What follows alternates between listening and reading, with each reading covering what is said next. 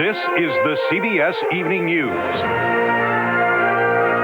With Dan Rather in Washington and Connie Chung in New York. Good evening. Possibly the most notorious serial killer in American history met his own brutal end today. 34-year-old Jeffrey Dahmer died after being attacked inside the maximum security prison in Portage, Wisconsin. A second inmate was injured. A third prisoner is the suspected killer. Correspondent Frank Courier has the details. Serial killer Jeffrey Dahmer was murdered this morning here inside the Columbia Correctional Institute in Portage, Wisconsin, as he and another inmate were cleaning prison bathrooms. At this time, there is one suspect who is in lockup, and preliminary information does not give us any indication of any kind of motive. Dahmer, who confessed to the grisly murders of 17 young men and boys, was imprisoned here 2 years ago. He survived another attempt at his life last summer, but died this morning of massive injuries inflicted by another inmate. Whether it was one injury or lots of injury, it was a mess. There was a lot of blood. Dahmer's arrest in 1991 led to revelations of murder, mutilation, and even cannibalism. It was almost impossible to imagine, even for Dahmer's own lawyer. He kept body parts such as the genitalia. He played with heads, painted them. He wanted to create zombies. With his all-American good looks, Dahmer lured many of his victims from gay bars, drugged their drinks, and then killed them. He confessed to murdering 17 people in all. Dahmer pleaded insanity, but a jury rejected it. He was sentenced to multiple life terms in prison. The families of some of his victims confronted Dahmer in court. You destroyed the baby of the family, and I hope you go to hell. I don't want to ever see my mother have to go through this again. Never, Jeffrey. Jeffrey, I hate you, mother. I hate you. This is under control. At his sentencing, Dahmer apologized for his crimes. I should have stayed with God. I tried and failed and created a Holocaust. And if I could give my life right now to bring their loved ones back, I would do it. I am so very sorry. I deserve whatever I get because of what I have done. Today, the families of some of Dahmer's victims reacted to news of his death. I'm just glad the monster's gone, and that's the bottom line. I feel relieved that Dahmer's gone. I don't have to worry about how he's living and what he's doing. It shows today that he paid for what he had did to these children out here. These kids had a life. As the investigation continues, this fatal assault is seen by some as justice. Jeffrey Dahmer's lawyers call it murder, but without tears, they say, only sadness for his victims and the horror of his crimes. Frank Courier, CBS News, Portage, Wisconsin. The United Nations, NATO, the U.S., and what are supposed to be its European allies all blamed each other today, but they all agree on one point. In Bosnia, the Serbs win. Nothing can or will be done to stop the advance of Serbian armed might. Not even any air raids are planned to try to stop or punish the Serbs. On the ground, the Serbs have hit another hospital as their triumphant endgame rolls on, and as correspondent Alan Pizzi reports, the Serbs are methodically crushing a key Muslim refugee center and military enclave. Bosnian Serb propaganda video from Bihać shows their forces as triumphant conquerors, and their conquest is characterized by a familiar outrage, ethnic cleansing. In the past, that brought ringing condemnation, but not today. As a result of the fighting in this area, this village here was burning. I'm not prepared to make any comment on ethnic cleansing. Muslim prisoners are forced to chant, "Bosnia belongs to Serbs." If the enclave falls, the Bosnian and Croatian Serbs will unite in a Serb-controlled entity marked only by 3 Muslim enclaves, which their Bihać triumph might encourage the Serbs to erase. Under the international peace plan, the Serbs would give up nearly 1/3 of the territory they hold. But now it's a faint, probably vain hope. But it's difficult to get compromises from a side which, as Mr. Perry said, appears to be making such important military gains.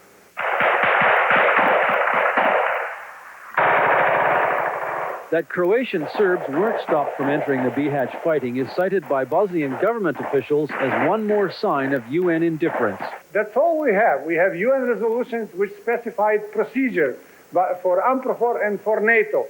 Now somebody has to do the job. But the message from the talking shops of Europe and Washington is that the job can't be done. It's an illusion, a cruel illusion, to suppose that NATO from the air can determine the outcome of this war. By conceding that BHATCH is a done deal, the UN and NATO are now faced with an even greater dilemma: what to do about whatever the Serbs plan next. Alan Pizzi, CBS News, Sarajevo. Here in Washington, President Clinton and his aides tonight are contemplating the very real possibility of a worst-case scenario, a total collapse of the UN peacekeeping mission in Bosnia. National Security Correspondent David Martin has the latest from the Pentagon. With 2,000 Marines aboard ships in the Adriatic and with hundreds of UN peacekeepers being held hostage by Bosnian Serbs, U.S. officials said today they have promised the Allies they would help pull their troops out of Bosnia if it comes to that.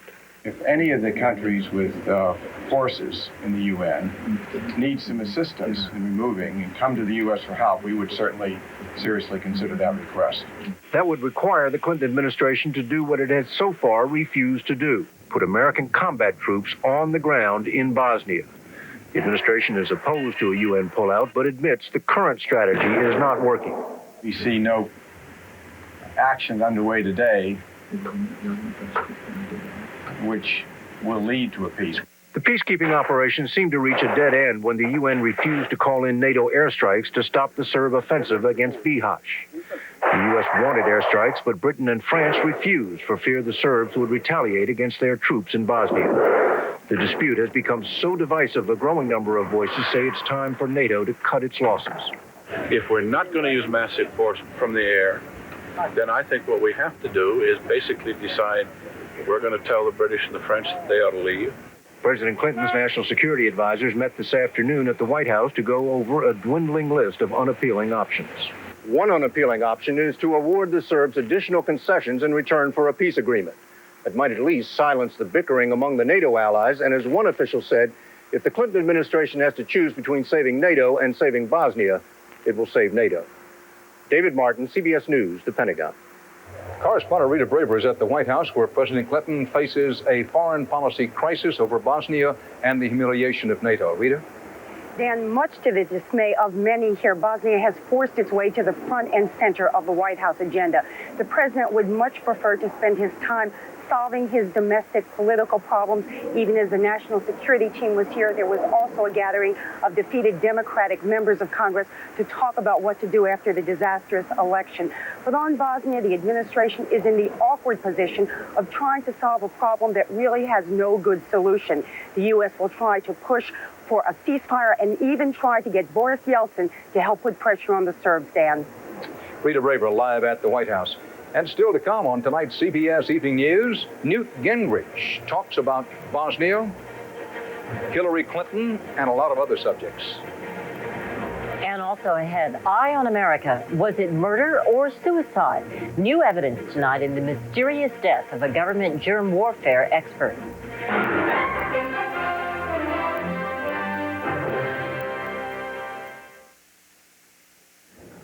The cleanup is underway today after wild weather left at least 14 people dead from North Dakota to the Deep South. Some of the worst, a tornado in Tennessee tore through a Memphis suburb. The twister killed 3 people in one house attending a family reunion for the holiday weekend.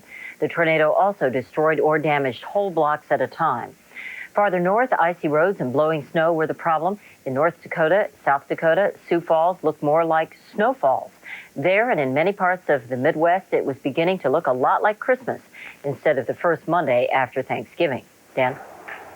As for the political climate here in Washington, the lame ducks flew back into town today for a post-election session of Congress. And on at least one score, the upcoming make-or-break vote on a world trade agreement, there seemed to be a bipartisan warming trend today. Our chief Washington correspondent, Bob Schieffer, reports. Still reeling from the drubbing they took in the November elections, Democratic members of Congress drifted back to the Capitol today for the lame duck session to vote on the trade agreement called GATT. This GATT agreement not only tears down trade barriers, it also bulldozes differences of party, philosophy, and ideology. I thank you all for being here. To show the broad range of support, the White House invited in everyone from the Carter administration's Burt Lance to Jim Baker, George Bush's Secretary of State. In truth, the president had to water down the agreement to get key Republican support. But Democrats said that just showed Mr. Clinton really did get the voters' message in November to stop bickering and end gridlock. He has cut a deal on the GATT agreement, assuring that the extreme left and right will be isolated. But if support for the agreement is bipartisan, so too is the opposition. Organized labor fears it will cost jobs and hates it. And today, a sprinkling of activists and politicians from the left and right claimed it would hurt U.S. trade in the long run. I had every expectation that I would end up voting for GATT. I must say, after having gone through it, though, my mind has been changed. Lame duck sessions often produce the unexpected. During the last one in '82, House members gave themselves a pay raise, and senators relaxed restrictions on outside income before adjourning. But expect no surprises this time. The Republican leaders who will run Congress next year are with the president on GATT. They say it will pass both houses by the end of the week. Then everyone can go home, rest up for next year when the fighting really starts. Bob Schieffer, CBS News, the Capitol. Stay with us for more of tonight's CBS Evening News. Emergency treatment for Philadelphia's 911 system after a killing that might have been prevented. It's not just about headlines. It's about American lives. Here at home and around the world. You can't cover every story from an anchor desk. You've got to go there. Real news from two real reporters. See the difference. Experience CBS News. We told you here last week of a boy in Philadelphia who was fatally beaten by a group of teenage attackers. He died after frantic phone calls to 911 were tragically mishandled. The mayor today called the entire episode unacceptable, and he took action to help ensure that future emergencies get the response they deserve. Richard Threlkeld reports. After several days of official silence, Philadelphia Mayor Ed Rendell explained today why the city has fired 3 of its 911 emergency operators and taken disciplinary action against 4 others. There is no excuse for rude and abusive behavior to citizens of this city, whether it's in a clerical office in City Hall or the Municipal Service Building, or it's in the police radio room. The police radio room's been the focus of a huge controversy since the murder earlier this month of 16-year-old Eddie Pollock, an innocent victim of a group of teenagers who'd invaded his neighborhood looking for a fight. Okay, what is the problem? While frantic neighbors besieged the 911 number, some of the police operators, as the phone recordings indicate, were rude, indifferent, and abusive. Beating the hell out of people with baseball bats up here. When are you going to send somebody? Who's got a bat, sir? Who got a bat? Some gorilla. What the hell do you mean? Wait a minute. Don't talk to me like that. I asked you a question. Huh? Eddie Pollock was dying by the time police arrived, 19 calls and 35 minutes later. Today, a friend who was with him blamed 911. They would have done the right thing. Eddie Pollock would have never died. The mayor's promised to get better trained police operators and more of them. The tragedies that it took the senseless murder of a teenager to show that Philadelphia's 911 number is in need of some emergency help of its own. Richard Threlkeld, CBS News, New York. The latest breast cancer research is rekindling debate over the need for annual mammograms for women in their 40s. The National Cancer Institute says most women don't need mammograms every year until age 50. But 2 studies out today conclude that yearly mammograms to detect breast cancer should start at 40, not 50.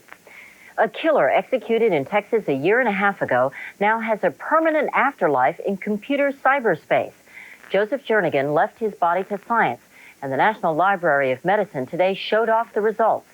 Jernigan's body was scanned top to bottom, front to back, and inside out to produce the first ever 3-dimensional computerized cadaver. Medical students can use it to learn anatomy and to practice simulated surgery.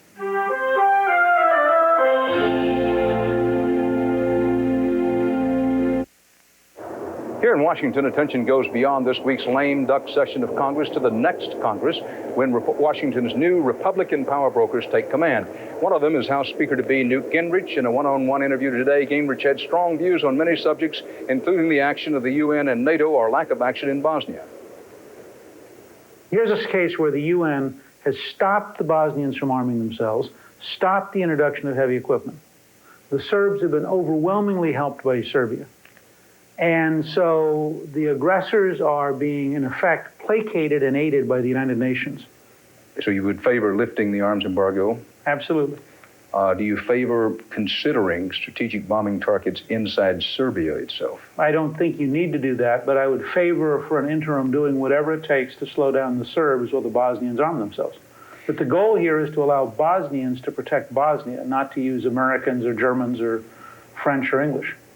A school prayer, is it still high on your agenda to have a vote on it early in the next session? I would hope that sometime in '95 we'd have a vote on it. I certainly would hope we could have hearings on it starting fairly early. But I think it's an important topic. Clearly, though, our first agenda is to pass the contract and to bring up the 10 bills in the first 100 days. That's going to keep us more than busy. Is this a change of position now? No, I said all along, I thought I would hope by July that we could get to a vote. Remember, we're supposed to get done with the contract by early April, so we still have several months in there to have hearings and to see where we're at. It's been your contention that the First Lady, Hillary Rodham Clinton, has fallen on her face a few times.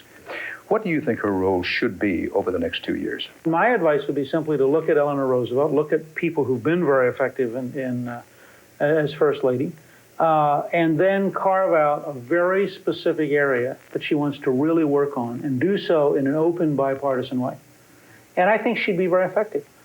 And I think if they'll learn these lessons, that she could have a very successful 2 or 6 years, depending on whether or not they get reelected. You don't really believe they're going to get reelected? Oh, listen, I'm a historian. I believe anything's possible. I think the odds are certainly there's a very real possibility you're going to have a second administration, sure. I'm not sure this counts, but I believe that in the Congress that's now ending, there are at least 20 committee chairs or subcommittee chairs who are either black or Hispanic.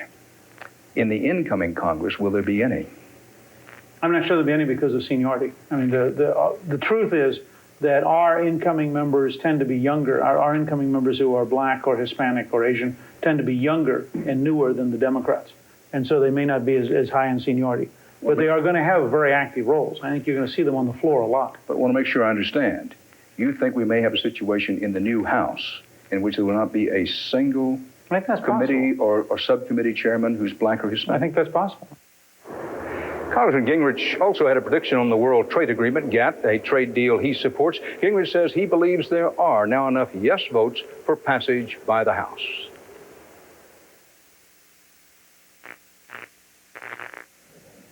This is the story of the anniversary of a death that is still shrouded in mystery 4 decades later.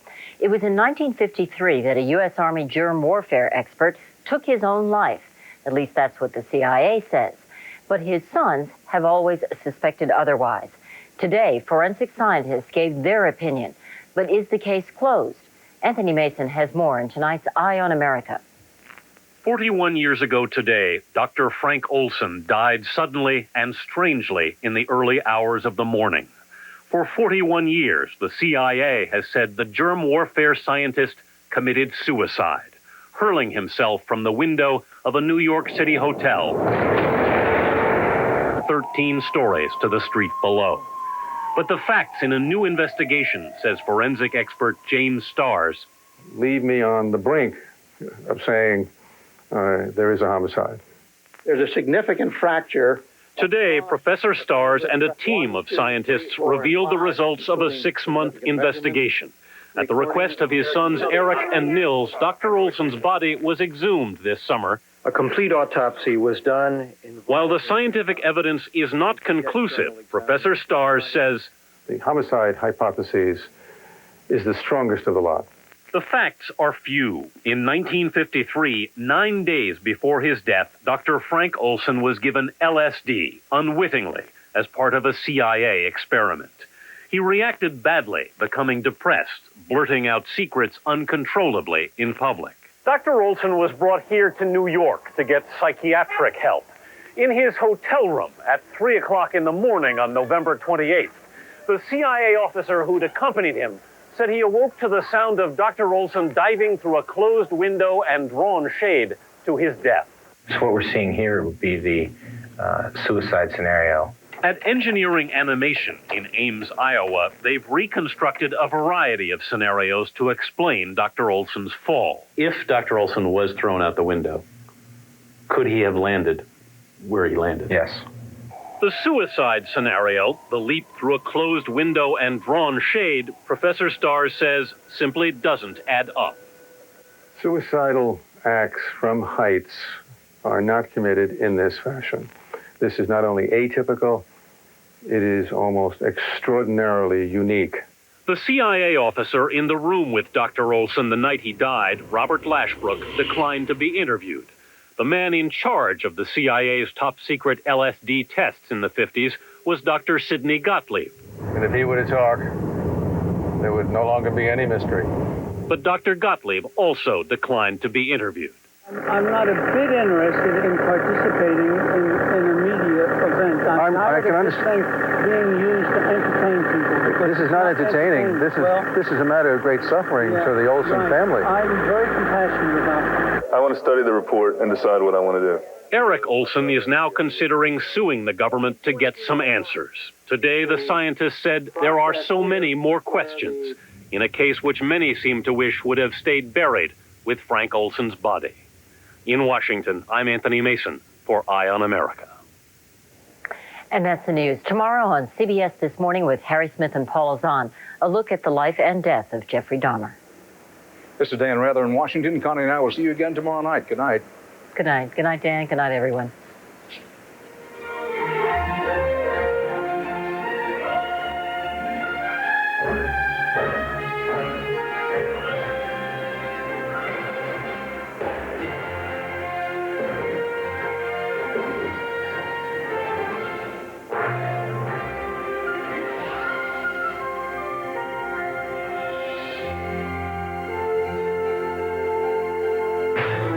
Experience CBS News. This is CBS.